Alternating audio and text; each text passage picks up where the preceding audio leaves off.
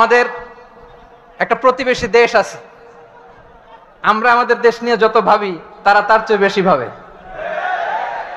কথা বুঝতেছেন না? আরো ভেঙে বলতে হবে। আমরা আমাদের দেশ নিয়ে যত উদ্বিগ্ন, এদের আরো টেনশন বেশি। বলেন, আমাদের দেশে শান্তি আছে না নাই? আমরা হিন্দু মুসলিমে কখনো দাঙ্গা লাগে? আসতে বলেন, কেন লাগে? ওদের পূজা পার্বণে আমাদের মাদ্রাসার ছেলেরা যে পাহারা দেয়, চিল্লায় বলেন ঠিক কিনা? আমাদের তাফসির মাহফিলের সময় ওরা ডিস্টার্ব করেন, ঢোল বাজায় না। ওদের পূজা পার্বণের সময় আমাদের তাফসির মাহফিলের ডেট হলে আমরা চেঞ্জ করে দেই। সুবহানাল্লাহ, কি সাম্প্রদায়িক সম্প্রীতির রোল মডেল। আর ওই বাংলাদেশের ব্যাপারে তারা অনেক ডিস ইনফরমেশন ছড়াচ্ছিল। ভারতের অনেকগুলো গণমাধ্যম, আমি জেনারেলাইজ করব না, আমাদের প্রতিবেশী দেশের সব গণমাধ্যমকে আমি দোষ দিতে চাই না, অনেকগুলো গণমাধ্যম তারা ডিস ইনফরমেশন শেয়ার করেছে।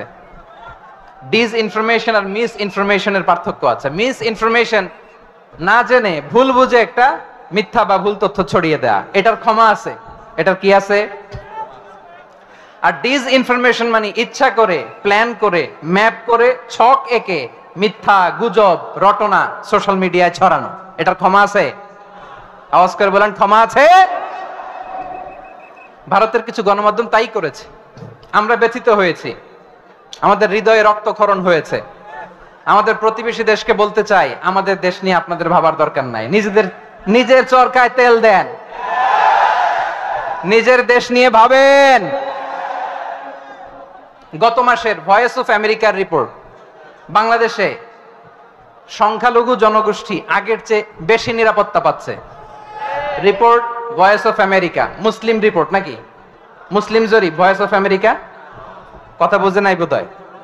ভয়েস অফ আমেরিকা কি আমাদের রিপোর্ট?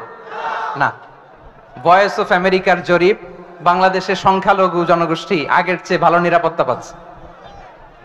শুধু এখানেই শেষ না, মাইক্রোসফটের একটা জরিপ শোনাই আপনাদেরকে। তারা সারা পৃথিবীতে গুজব, ভুয়া আর মিথ্যা নিউজ ছড়ানোতে কোন দেশ সেরা একটা রিপোর্ট করেছে। এর মধ্যে 1 নম্বরে এসেছে ভারতের নাম। মাইক্রোসফট তো মুসলমানরা চালায় না? কথা বোঝে নাই বোধহয়। প্রতিবেশী দেশকে বলবো, আপনারা নিজের চরকায় তেল দেন, আপনারাও শান্তিতে থাকেন, আমাদেরকেও শান্তিতে থাকতে দেন। সব চেঞ্জ করা যায়, প্রতিবেশী চেঞ্জ করা যায় না। আমাদের ল্যান্ড তাদের ল্যান্ড, পাশাপাশি। আমরা চাই তারাও সুখে থাক, আমরাও সুখে থাকি, ঠিক কিনা? কিন্তু প্রতিবেশী হলে বন্ধুত্বপূর্ণ আচরণ করতে হয়। প্রতিবেশী যদি বন্ধু না হয়ে প্রভু হতে চায়, এরকম দানব প্রতিবেশী কেউ চায় না। ভারত যদি বন্ধুত্ব উপহার দেয়, আমরাও বন্ধুত্ব দিব। কি বলেন?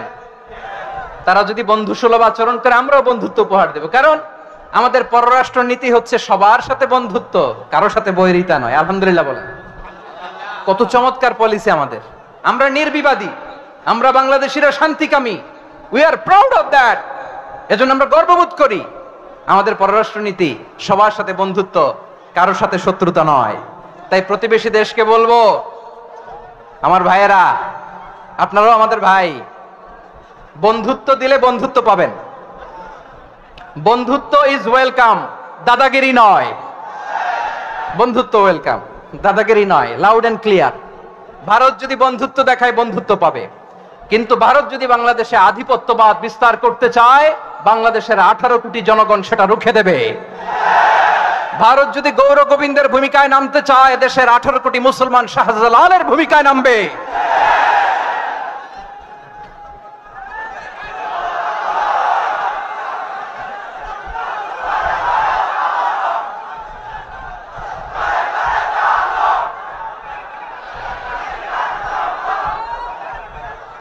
প্রিয় ভাইয়েরা, আমরা বন্ধুত্বে বিশ্বাসী, শত্রুতায় নই, ঠিক কিনা বলেন? আল্লাহ আমাদেরকে বোঝার তৌফিক দান করুক।